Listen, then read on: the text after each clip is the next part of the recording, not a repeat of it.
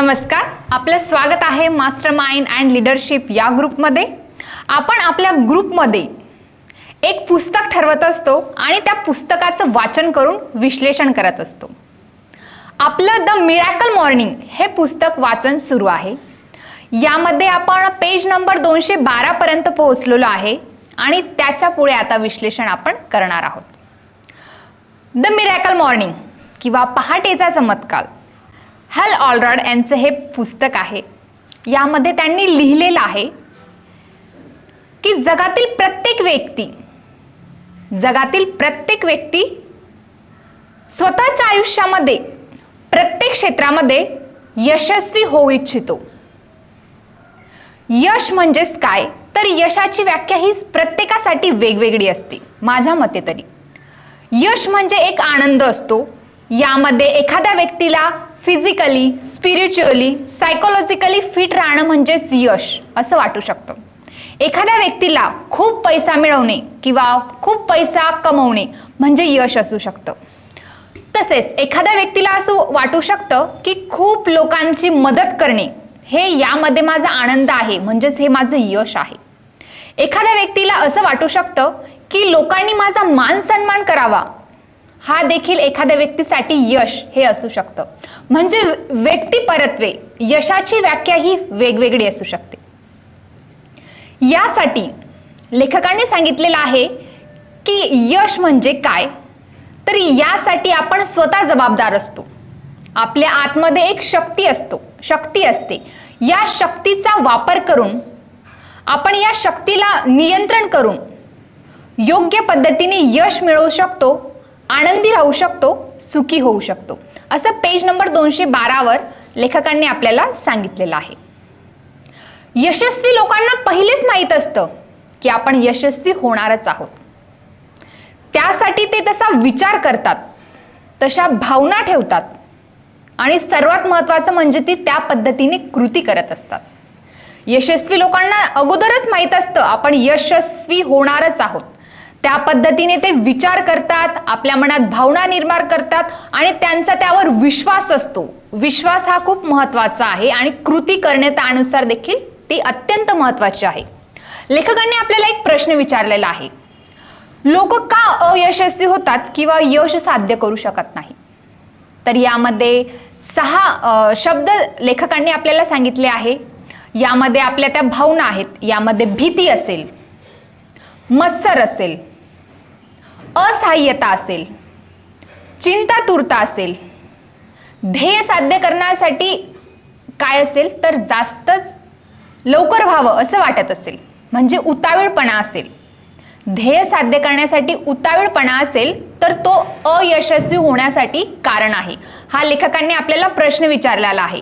यानुसार आपल्याला काय वाटतं हे आपण कमेंट बॉक्समध्ये कमेंट करू शकतात की नकारात्मक भावना काय असतात, तर भीती, मत्सर, असहाय्यता, चिंतातुरता आणि आपल्याला लवकर यश मिळावे म्हणून आपण काय करत असतो, तर जास्त ते लवकर व्हावे याची अपेक्षा लवकर करत असतो, म्हणजे क्विक व्हावं, यामुळे अयशस्वी होत असतं असं लेखकांना वाटतं।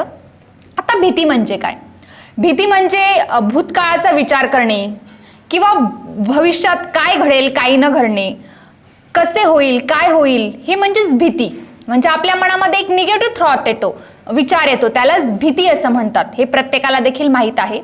आणि चांगली कृती करताना व्यक्तीच्या मनात भीती कधी यायला नको। आपलं साधन चांगलं असेल आणि आपलं साध्य देखील चांगले असेल तर तेव्हा आपण आपल्या मनात भीती बाळगणं चुकीचं आहे।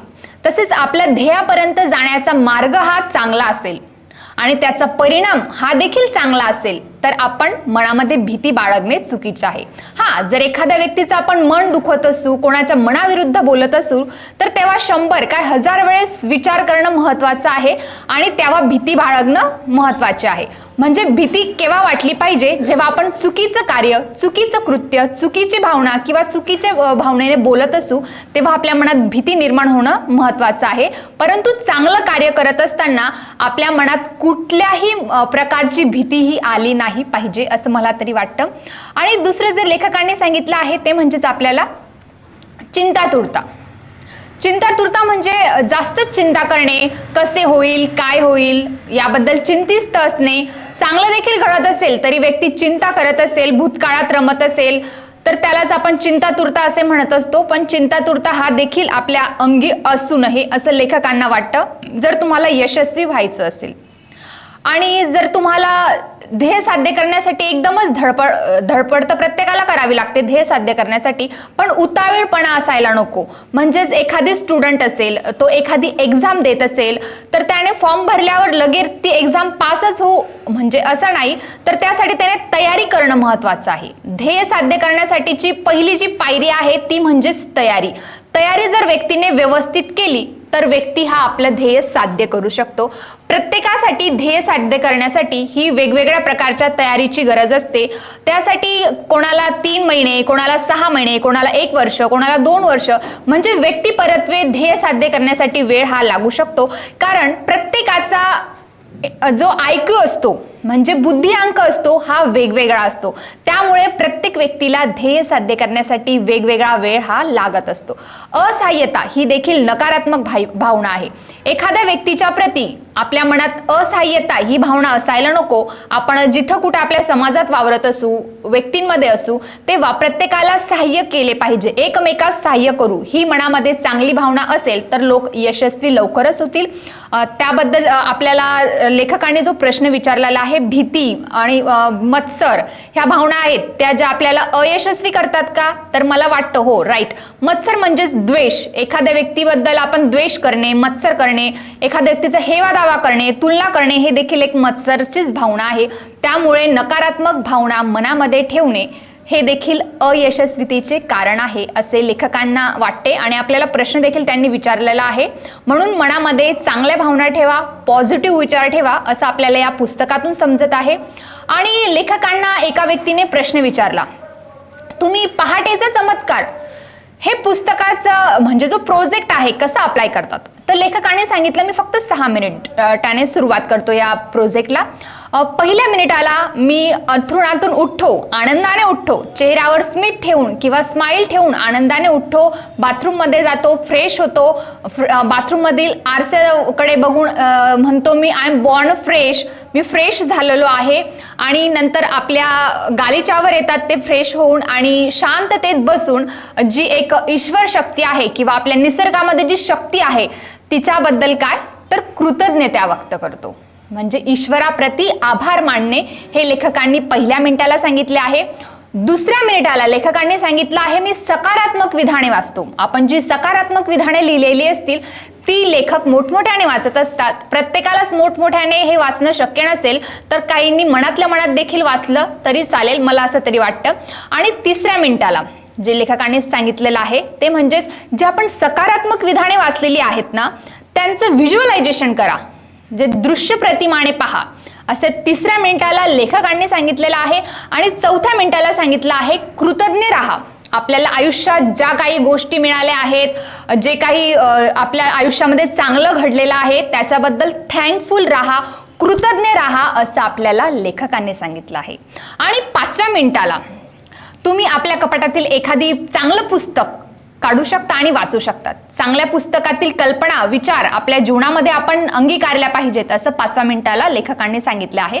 आणि 6व्या मिनिटाला काय करायचं तर आपली एक्सरसाइज करायला तुम्ही सुरुवात करा असं लेखकांनी आपल्याला सेवर्ड्स म्हणजे सायलेंट, अफर्मेशन, रीडिंग, स्क्रायबिंग, एक्सरसाइज आणि व्हिज्युअलायझेशन हे 6 मिनिटं कशा पद्धतीने व्यतीत करायचे असे लेखकांनी आपल्याला उत्तर यामध्ये दिलेले आहे. आणि एक थोरो या लेखकाबद्दल लेखकांनी लिहिलेलं आहे की जीवनामध्ये अशा काही गोष्टी असतात त्या बदलत नसतात. काही गोष्टी या बदलत नसतात तर आपल्याला बदलावे लागतात. गोष्टी या बदलत नसतात, आपल्याला बदलावे लागतात. नाहीतर आपण इतरांना किंवा परिस्थितीलाच दोष देत असतो असं लेखकांनी थोरो या लेखकांबद्दल लिहिलेलं आहे. आणि लेखकांनी आपल्याला असं देखील सांगितलं आहे की सुरुवातीला आपल्याला कोणी प्रेरणा किंवा प्रोत्साहन द्यावे याची अपेक्षा न ठेवता आपण स्वतः सुरुवात केली पाहिजे. स्वतः व्यक्तीने कृती करायला पाहिजे. एखाद्या व्यक्ती आपल्याला प्रेरणा देईल किंवा प्रोत्साहन देईल तेव्हाच मी कृती करेल असं नाही. तर आपण स्वतःच आपण चांगल्या सवयी लावल्या पाहिजे, आपण स्वतःच चांगल्या कृती केल्या पाहिजेत. असं लेखकांनी आपल्याला सांगितलं आहे. एवढं बोलून मी माझे 2 शब्द संपवते. धन्यवाद.